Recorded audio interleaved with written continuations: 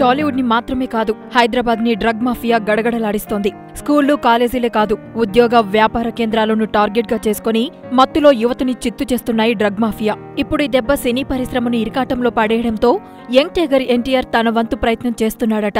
త్వరలోనే తన సినిమాలో కానీ ట్రైలర్లో కానీ డ్రగ్ కి బానిస్ కావద్దంటూ మెసేజ్ ఇవ్వబోతున్నాడని ఫిలిం నగర్ లో హాట్ న్యూస్ వినిపిస్తోంది. తన అన్నయ్య జానకీరాం రోడ్డు ప్రమాదంలో మరణించినప్పటి నుంచి ఎన్టీఆర్ తన ప్రతి సినిమా ఈవెంట్లోనూ వేగం పోవద్దు, జాగ్రత్తగా డ్రైవ్ చేయమంటూ అభిమానులకే కాదు, యువతకు కూడా సూచిస్తున్నాడు.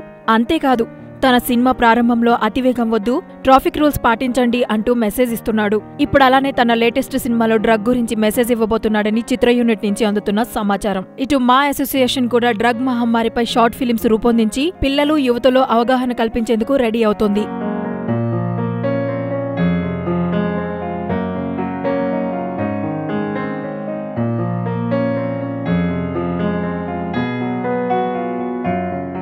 హాయ్ యూట్యూబర్స్, మరిన్ని మంచి వీడియోల కోసం సబ్స్క్రైబ్ చేయండి. దాంతోపాటే బెల్ ఐకాన్ పై క్లిక్ చేయండి.